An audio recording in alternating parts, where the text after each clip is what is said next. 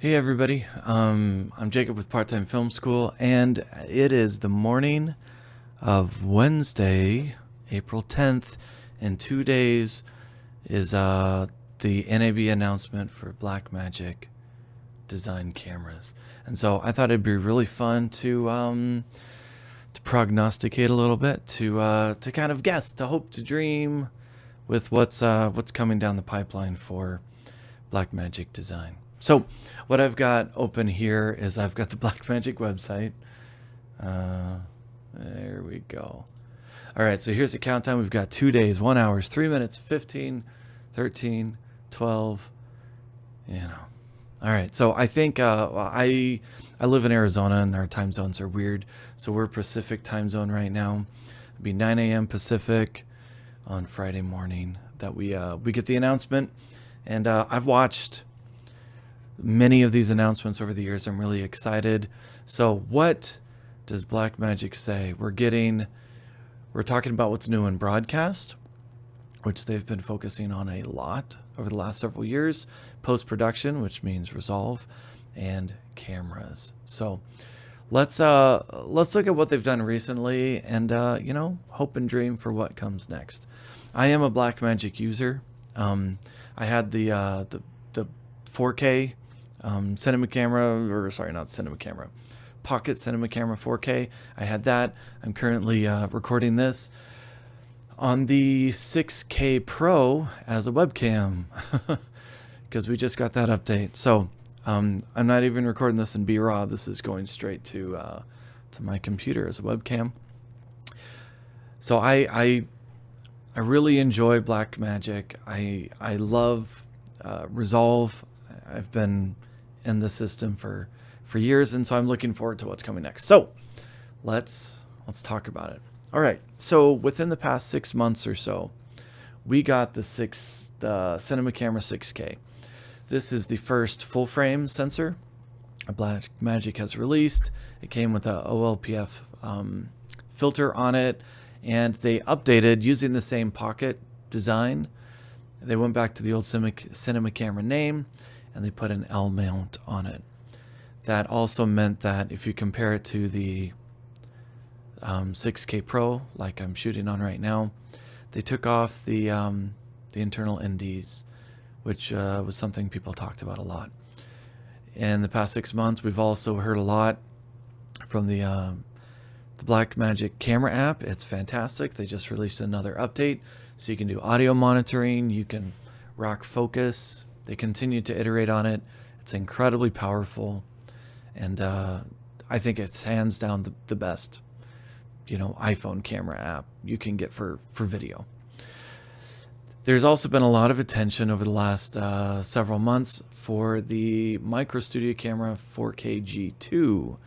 This is essentially the Pocket 4K put in a really small body with all the I/O for live stream and studio work. So you've got the SDI connections right here. I was hoping to get some of these for work. They opted to go for the Mevo Core because they thought it'd be easier for, I work at a college, they thought it'd be easier for other college professors to use. But man, I really wanted to get several of these. Alas, we're not doing that. Okay, so let's talk about the history for what they've done recently. These are the most recent announcements. That and the studio line of 4K and 6K cameras that they've been up to lately. But let's talk about what's next. Okay, so NAB is coming up. I have a good friend that gets to go up there every year for Tilta. He gets to represent them. I haven't talked to him what he's looking forward to. He's mostly a Canon shooter, so this isn't the biggest deal for him, but he's all about rigs and everything. But man, if I might reach out to him and say, hey, can you go run by the Blackmagic booth and look at some stuff for me? All right, so let's talk about what they've done in recent years. So we were just talking about how they just updated the cinema camera line. They announced our full frame 6K cinema camera, which I love the footage coming out of that. When I first saw um, the footage from Flo. I don't know how to say his last name. Flo from Of Two Lands. He's great. I love his photography. He's up in the French Alps. It was so immersive, especially when he had the footage of like his son. I think really up close. I'm like, holy cow, this is incredibly immersive.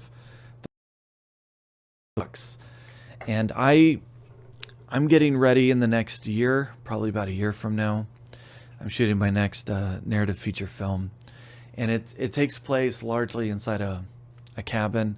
And I was thinking, being able to go to that full frame look, while also being able to enjoy the color science and the B-raw and everything that I enjoy from Blackmagic, the affordable price from Blackmagic would be incredible. So I thought really long and hard about getting that. We didn't end up pulling the trigger on it, me and my business partner. We've also looked a lot at the 12K Pro about getting that because we thought that might be a great workhorse for us for shooting projects. Right now we're doing all we're filming several documentaries, and we're doing it on the 6K Pro. But we're looking at what the next camera is. Probably in the $4,000 to $6,000 range is probably the next bump up for us. But so the new full frame cinema camera looked really good. We didn't end up spending our money on it, and I'm hoping that was the right call, depending on what they announce next. Okay, so I want to look at the history of what's been released and when. For DaVinci Resolve, we kind of expect version 19 to come out. I have no idea what features they need to come out with. I'm pretty happy with Resolve, but it's exciting to see what they come up with. Okay, so for the Pocket Line cameras, the last update we got, Cinema Camera was released last fall, which people kind of lump in with the Pocket Line because it's the same body style. We had the 6K G2 in 2022, so just under 2 years from now. The 6K Pro was about 3 years ago. We had the 6K 2019, so before COVID, and we go all the way back to 2018 when we got the Pocket 4K. And basically Blackmagic has not done a single thing except for firmware updates to this body since then. And because they just released the studio style micro camera with the same sensor, I don't know that we're doing anything with this. They seem to be happy to kind of bump up to 6K and other resolutions.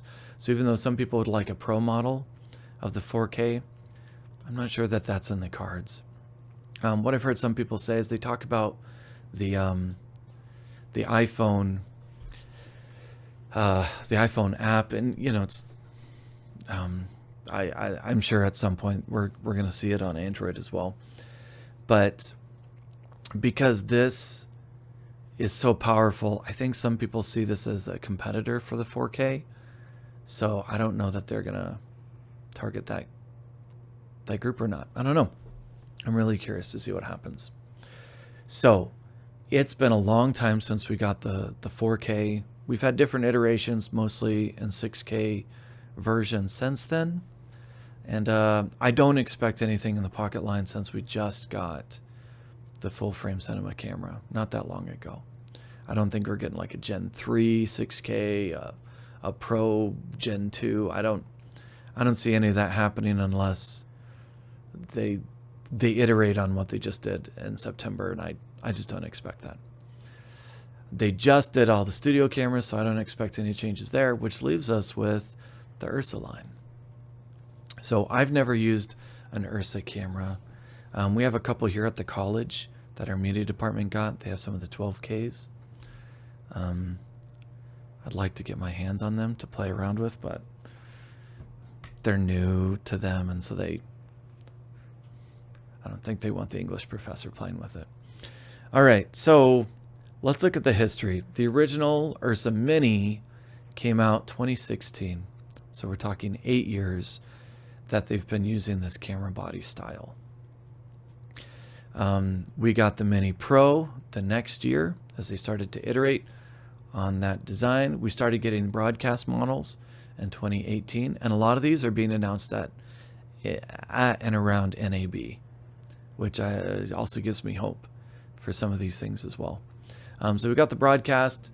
They iterated on the broadcast G2 with the 6K sensor that we got from the pocket cameras in 2021. We got the second gen version of the the 4.6K model in 2019. Then we had COVID, which slowed a lot of development down. But in the middle of COVID, we got the 12K, the URSA Mini Pro 12K. I remember watching that announcement, and I loved how Grant Petty did it. They start with showing this like shot of a boat or something like that, and then they zoom out to 6K. I was like, okay, all right, cool. Then they zoom out again to 8K, and we're like, what? We're getting an 8K URSA? Then they zoom out again to 12K, and boom, mind's blown. And a lot has been said about whether you need 12K of resolution since then. Honestly, 6K is probably enough for what I do, but some of my upcoming projects, including the feature I'm going to shoot next year, we're going to start to get into some effects work, and having extra resolution to work with for compositing or for things like that, that could make a big difference. And it'd be nice. We have hopes for getting into virtual production in the future. We have some space to build out a little studio for ourselves, but it's probably a couple years out before we get to that. Anyway, so we got the 12K in 2020. Last year, a year ago, they updated it with the OLPF filter on it. And then probably about 6 months ago, maybe a little bit longer than that, it went on fire sale. Like the 12K, the 12K model dropped down to like $4,000 or $5,000, and we were really looking at grabbing one then because it dropped in price. It feels like they were emptying the warehouse. And so, because it's been kind of 4 years since we've iterated on this, I say 4 years on the 12K with that sensor, we haven't seen anything new from Blackmagic's in-house sensor. And all they've done is done broadcast stuff in that body style since then, or through on the OLPF sensor. Sorry, not sensor, filter. I'm thinking it's time for us to see an iteration on either this sensor or this body style. We haven't had an update to this body for a while. We've had the URSA body, the Mini Pro, since 2017. And we haven't done a whole lot since then. We did get this Netflix approved. I say we, like I had something to do. I had nothing to do with this. But once they added the OLPF model, it became Netflix approved, which is great. I think some small indies and some others that really like that 12K sensor have started to use it for features. And I think this is a great camera. We've looked at grabbing this one. If they update it, that is probably the camera we'll grab for next summer. So, the big things that Blackmagic has done in the past, year, they added the OLPF filter to the 12K, and they released the Blackmagic Cinema Camera 6K with the full frame sensor and the L mount. What do I think is next? What do I hope is next? I would like to see not another camera in this body style. I'm totally good with an iteration on the URSA body style, and a lot of people want a box style camera. I've seen a lot of work going on with the people rigging out the Micro Studio camera. And I think it's really cool what people are doing there. If you want to rig out a box style camera, this has a lot of potential. But I think some people would like something with a bigger sensor and it bigger than the Micro Four Thirds. And I totally get that. I totally get that. Looking at what I need for the future, I think I'll go ahead and jump out to this. What I need is I probably need, some sort of an easy rig, something I can move around really fast with. DJI yesterday released their new LiDAR Pro system. So for $1,000, you can get their autofocus motor. And so you throw that onto one of these Blackmagic cameras, and we don't have to worry about autofocus so much anymore. So I'm excited about that.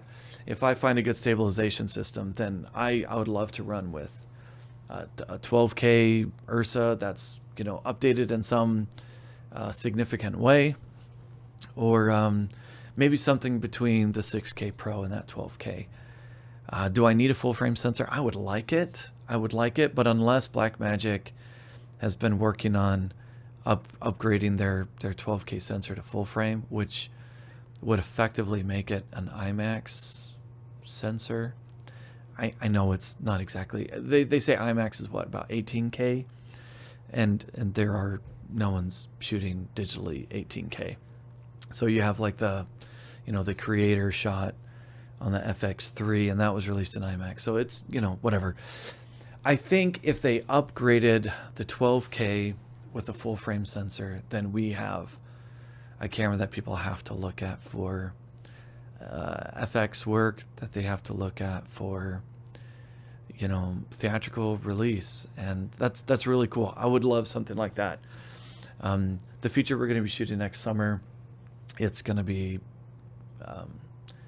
out in the mountains and this cabin, and so we're going to have big vistas, and it'd be great to be able to get a very immersive shot with these big vistas, and then we go to being trapped inside a cabin, and just being really close to the sensor. I think would be, man, a full frame 12K would be incredible. I don't expect that. I'm curious if they go somewhere in the middle. I don't know what the business makes sense to do. If they iterate on our 12K camera on the URSA in any way, there's definitely no reason for them to downgrade anything, right? Like they have no reason to go down from that 12K. I think it's been able to produce a lot. Once they put the OLPF filter on it, it solved some of the problems that people were concerned about. And so I don't know if getting like an 8K model of something makes sense or not, unless they think there's a sweet spot in that like $4,000 range for a cinema camera, because they're not offering anything there except for their broadcast stuff. So if we pull up those cameras, we've got, this is in that $4,000 range, and that's about all they're doing in terms of cameras. So I would love to see something a little bit smaller than the body style of the URSA Mini. If they make a box style camera that's 8K L mount, I think they're going to get a lot of attention. I don't know what the right business model is for them to do. I was looking at Matteo Bertoli's post this morning, and he's like, all right, we've got this announcement coming up. What's everyone think? And what he doesn't like about box style cameras, he was saying, is he can't put it on his shoulder. He likes to shoot on his shoulder. He likes to shoot underneath his arm. So if he can't stick an eyepiece on and, either do this or do this with it, that's not the way he likes to move. He'll throw on like the easy rig and he'll do stuff like that sometimes, but I think he likes using the eyepiece or being able to get down, with his, big screen like that. that's how he likes to shoot, and I totally get that. I do a mix of narrative and feature and doc work, so having something with the EVF I think would be nice. If they go box style, you know, it's true, that doesn't really make sense. It's getting a little too small to put on your shoulder at that point. People have been asking for a box style camera for so long. Yeah. Okay, so here's another need that me and my business partner have. A particular shot in really slow motion for our shoot next summer, and my business partner's like, you know, what's out there that can shoot at like 240, and other than like a smartphone, a lot of these cinema cameras, they can't shoot that fast. With the 12K, you get 8K 120, I think, is the fastest it goes, which is great. We need something a little bit faster than that. Yeah. 120 frames per second at 8K, 240 at 4K, but it crops in. And like, that's probably enough for what we need to do. You just have to, I mean, with what we're shooting, cropping into 16K is not a problem for what we're doing for that particular shot. But I was looking around, and the free fly system seems like the only thing that's affordable, short of those like phantom cameras, for shooting something really, really fast that has any sort of dynamic range on it. So we need something that can shoot fast. We'd like something immersive. I think if we got an updated version of this, I'd be really happy. I'd be really happy with that. And I think it would start to get a lot of attention. When this first got announced, my first thought is they're coming for red. Because they you know, it was originally a $10,000 camera, and 12K, all this dynamic, like it was great. I guess dynamic range is something they could iterate on with this design. It's what's the official numbers? 13, 14, 15? How many stops? Maybe you know, and you're shouting it out at me right now. I forget how many stops the dynamic range. I think this is 14 if I remember right. It's 14 because it was a drop from the 4.6K models. And, you know, like, I haven't been able to play with it, but Matteo Bertoli, he's like, that's fine. But the current reds are shooting at like 17 plus they have this extended highlights thing, and so, like, okay, there's some other cameras out there, but they're, you know, 20K, you know, 18K or whatever for that like V Raptor series of cameras. I think if what they've been doing for the last 4 years is iterating on their sensor, and they come out with something, even if it's still in the URSA body, I think I'll be happy. If they make this a little bit smaller, I'd be really curious what's going on. And I'd be excited. If they move to like an L mount on this, that could also be very interesting as well. I think I'd like the adaptability of something like that. I mean, we have mostly Canon glass, so that's, the EF mount's not a problem for us.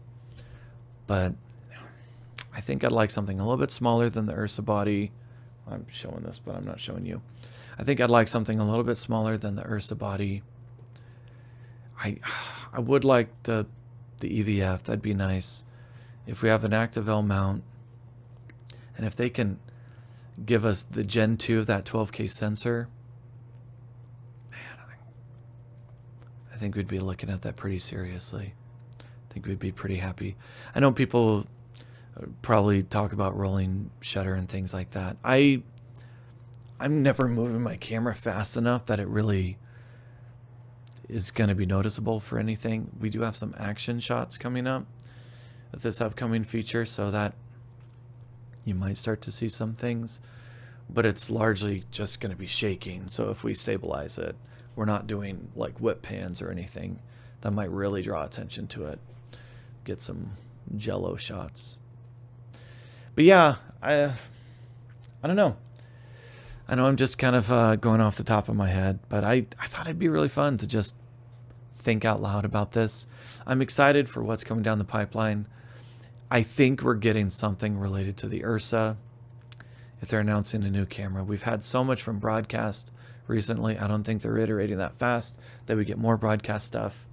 And, you know, aside from some of their, you know, ATEM equipment and all their Ultramat and all that different stuff. Okay.